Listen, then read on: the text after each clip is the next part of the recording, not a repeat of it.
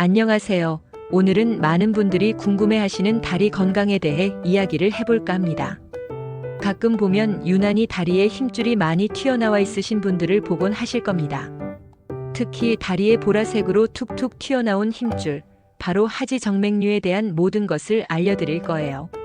이거 그냥 나이 들면 생기는 거라고 대수롭지 않게 여기시면 절대 안 됩니다. 저희 건강에 적신호일 수 있거든요. 여러분의 소중한 다리, 지금 어떤 신호를 보내고 있는지 함께 확인해보고 건강하게 지킬 수 있는 방법을 상세히 알아보는 시간을 갖도록 하겠습니다. 그럼 먼저 하지정맥류가 도대체 무엇인지부터 알아볼까요? 우리 다리에는 심장에서 온 깨끗한 피를 온몸으로 보내는 동맥과 다시 심장으로 피를 돌려보내는 정맥이 있습니다. 이 정맥 안에는 판막이라는 작은 문들이 있어서 피가 심장 쪽으로만, 즉 한 방향으로만 흐르도록 도와줘요. 마치 수문이 고장나지 않고 물기를 잘 터주는 것처럼요. 그런데 이 판막이 고장이 나거나 약해지면 어떻게 될까요? 피가 아래로 역류하게 되는 겁니다. 중력 때문에 피가 거꾸로 흐르려는 힘을 판막이 제대로 막아주지 못하는 거죠. 이렇게 역류한 피가 정맥에 고이면서 혈관이 늘어나고 울퉁불퉁 튀어나오게 되는데 이걸 바로 하지정맥류라고 부릅니다. 보통 나이가 들수록 혈관의 탄력이 줄어들고 판막도 약해지기 때문에 어르신들께 많이 나타나는 질환이에요. 처음에는 보라색이나 푸른색으로 혈관이 단순히 비쳐 보이다가 질환이 진행되면 피부 밖으로 마치 구불구불한 뱀처럼 튀어나오기도 합니다. 하지만 겉으로 보이지 않아도 정맥 내 판막 이상이 진행되고 있는 잠복성 하지정맥류도 있으니 겉모습만으로 판단하긴 어렵습니다. 이러한 잠복성 하지정맥류는 뒤늦게 발견될 경우 치료가 더 복잡해질 수 있으므로 평소 다리 불편함이 있다면 반드시 검사를 받아보는 것이 중요합니다. 그렇다면 왜 우리 다리에 이런 보라색 힘줄, 즉 하지정맥류가 생기는 걸까요? 크게 몇 가지 원인을 들 수 있습니다. 첫 번째이자 가장 큰 원인은 역시 노화입니다. 나이가 들면 우리 몸의 모든 조직이 약해지듯이 혈관벽의 탄력도 자연스럽게 떨어지고 정맥 판막도 기능을 제대로 못하게 됩니다. 혈관벽이 늘어지고 판막이 헐거워지면서 혈액의 역류를 막지 못하게 되는 것이죠. 이게 가장 자연스러운 원인이라고 할 수 있습니다. 두 번째는 생활 습관입니다. 오랜 시간 서 있거나 앉아 있는 직업을 가지셨던 분들, 예를 들면 교사, 미용사, 간호사, 사무직 종사자분들이 특히 하지정맥류에 취약합니다. 왜냐하면 중력의 영향을 계속 받아서 다리 정맥에 지속적으로 높은 압력이 가해지기 때문이에요. 혈액이 아래로 쏠리는 시간이 길어질수록 정맥의 부담이 커지는 것이죠. 또한 운동 부족이나 비만도 혈액순환을 방해하고 정맥에 과도한 부담을 줘서 하지정맥류를 악화시킬 수 있습니다. 특히 복부 비만은 복압을 높여 다리 정맥의 혈액순환을 더욱 방해할 수 있습니다. 그리고 임신 중 호르몬 변화나 자궁의 압박, 유전적인 요인도 무시할 수 없습니다. 가족 중에 하지정맥류를 앓으셨던 분이 있다면 나도 생길 확률이 더 높다는 점 꼭 기억해 주세요. 우리가 두 발로 걷는 것 자체가 중력의 영향을 받기 때문에 하지정맥류에 태생적으로 취약한 조건이라고도 볼 수 있습니다. 이러한 다양한 요인들이 복합적으로 작용하여 하지정맥류를 유발하고 악화시키는 만큼 원인을 이해하는 것이 예방과 관리에 매우 중요합니다. 이 하지정맥류는 단순히 보기 싫은 것만이 문제가 아닙니다. 방치하면 여러 가지 불편한 증상들을 동반하고 삶의 질을 현저히 떨어뜨릴 수 있습니다. 혹시 이런 증상들을 겪고 계시지는 않나요? 첫째, 아침보다 저녁에 다리가 더 심하게 붓고 마치 납덩이를 달아놓은 것처럼 무겁게 느껴질 수 있습니다.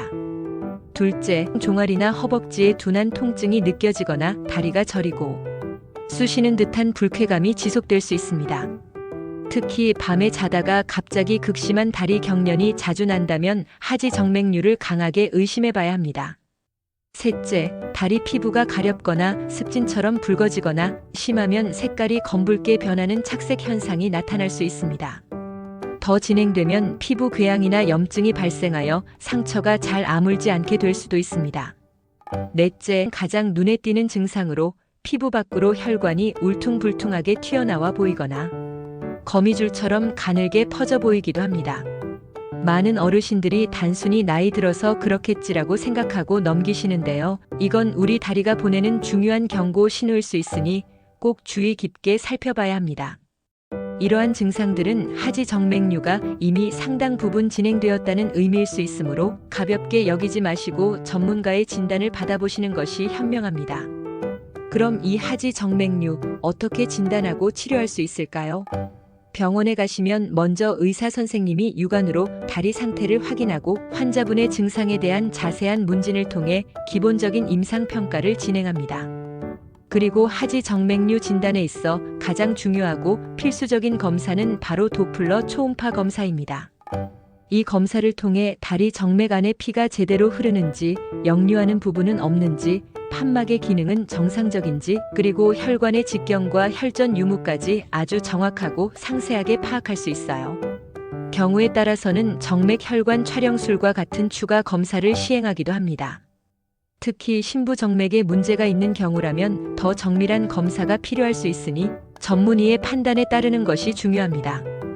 정확한 진단은 올바른 치료 계획을 세우는 데 있어 첫걸음이자 가장 핵심적인 부분이므로 전문 의료기관을 찾아 정확한 진단을 받아보시는 것을 권합니다. 진단이 되었다면 이제 치료를 해야겠죠? 하지 정맥류는 한번 발생하면 자연적으로 낫는 병이 아니라는 점을 다시 한번 강조하고 싶습니다. 오히려 시간이 지날수록 악화되는 진행성 질환이기 때문에 반드시 적절한 치료가 필요합니다. 치료 방법은 하지 정맥류의 심각도와 환자의 전반적인 건강 상태, 그리고 생활 습관 등을 종합적으로 고려하여 다양하게 적용될 수 있습니다. 먼저 비교적 가벼운 증상이거나 초기 단계의 하지 정맥류의 경우 일반적인 관리법으로 증상을 완화하고 질환의 악화를 막을 수 있습니다. 대표적인 방법은 바로 의료용 압박 스타킹을 착용하는 건데요. 이 스타킹은 일반 스타킹과는 달리 다리에 단계적으로 적절한 압력을 가해서 혈액이 심장으로 잘 올라가도록 도와주고 정맥의 확장을 막아 증상 완화에 큰 도움을 줍니다. 반드시 의사의 처방에 따라 자신에게 맞는 압력과 사이즈의 스타킹을 착용해야 합니다. 또한 혈관 강화 및 증상 완화를 위한 약물 치료도 병행할 수 있습니다. 그리고 아주 중요한 것이 바로 생활 습관 개선입니다. 장시간 서 있거나 앉아 있는 것을 피하고 주기적으로 다리를 움직여주는 것이 좋습니다. 최소한 30분에서 1시간마다 한 번씩은 스트레칭을 해주거나 가볍게 걷는 것이 좋습니다. 꾸준한 걷기 운동이나 종아리 근육을 사용하는 운동은 제2의 심장이라 불리는 종아리 근육을 강화하여 혈액순환에 큰 도움이 됩니다. 다리를 심장보다 높게 올리고 휴식하는 것도 부종 완화에 효과적입니다. 또한 체중 관리도 필수적이에요. 비만은 복부 압력을 높여 하지 정맥류를 악화시키는 주범이니까요. 건강한 식단과 규칙적인 운동으로 적정 체중을 유지하는 것이 중요합니다. 하지만 이미 혈관이 많이 늘어나고 판막이 심하게 손상된 경우에는 생활습관 개선이나 약물 치료만으로는 한계가 있습니다. 이때는 수술적 치료를 고려해 볼 수 있습니다. 예전에는 문제가 있는 정맥을 직접 제거하는 정맥 발거술이라는 비교적 침습적인 수술이 일반적이었지만 요즘은 환자 부담을 줄이는 최소 침습적인 방법들이 많이 발전했습니다. 대표적인 것이 레이저 치료 EVLT나 고주파 치료 RFA입니다. 이는 문제가 있는 정맥 안에 아주 가느다란 광섬유나 카테터를 삽입하여 레이저나 고주파 에너지를 쏘아서 혈관을 폐쇄시키는 방법인데요. 피부 절개 부위가 작고 출혈이 거의 없으며 회복이 빠르다는 장점이 있습니다. 시술 후 바로 일상생활 복귀가 가능할 정도로 통증도 적습니다. 또 비교적 작은 혈관이나 재발성 정맥류에 효과적인 혈관 경화 주사 치료도 있습니다. 이것은 문제가 되는 정맥에 특수한 경화 약물을 주입해서 혈관을 굳혀 막아버리는 방법이에요. 이 외에도 베나실이나 클라리베인과 같은 비열 치료법도 등장하여 환자의 선택의 폭을 넓히고 있습니다. 어떤 치료법이 가장 적합한지는 환자분의 정맥류 상태, 혈관의 위치와 크기, 그리고 전반적인 건강 상태 등을 종합적으로 고려하여 의사 선생님과 충분히 상의하여 결정해야 합니다. 중요한 것은 근본적인 원인을 해결하고 재발을 막는 데 목표를 두는 것입니다. 한방 치료도 하지 정맥류의 증상을 관리하고 환자분의 삶의 질을 높이는 데 도움을 줄 수 있습니다. 한약이나 침치료, 사열치료 등을 통해 다리의 혈액순환을 개선하고 부종 통증 저림 등과 같은 불편한 증상을 완화하는 데 중점을 둡니다. 이는 현대의학적 치료를 보완하는 의미에서 병행될 수 있으며 노인성 하지 정맥류 환자분들의 전반적인 컨디션 개선에도 기여할 수 있습니다.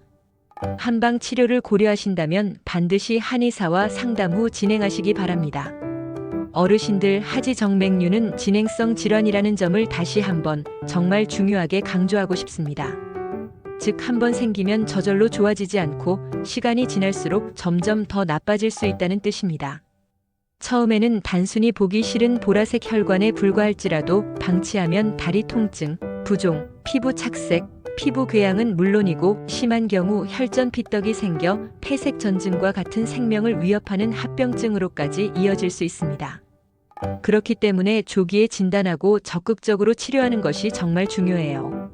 겨울철에는 추워서 혈관이 수축하면서 증상이 일시적으로 완화되는 것처럼 느껴질 수 있지만 이는 근본적인 해결이 아니므로 절대 치료를 중단하시거나 방심하시면 안 됩니다. 또한 진단 시 심부정맥에 문제가 발견되었다면 더욱 철저한 관리와 치료가 필요하며 하지부종 등의 합병증 발생 여부를 주의 깊게 관찰해야 합니다. 오늘 드린 말씀 어떠셨나요? 다리에 보라색 혈관이 보인다면 더 이상 나이 탓이라고만 생각하고 방치하지 마세요. 우리 몸이 보내는 소중한 신호일 수 있습니다.